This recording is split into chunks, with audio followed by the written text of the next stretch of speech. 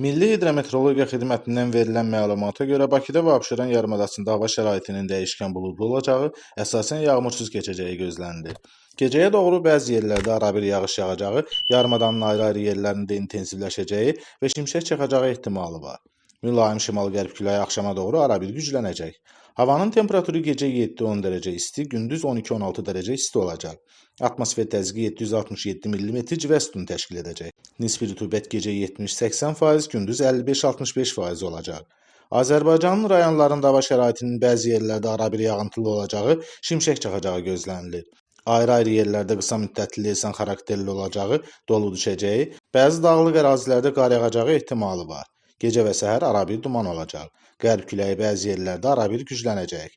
Havanın temperaturu gecə 5-10 dərəcə isti, gündüz 11-16 dərəcə isti, dağlarda gecə 3 dərəcə şaxtadan 2 dərəcəyədək isti, gündüz 5-10 dərəcə isti olacaq.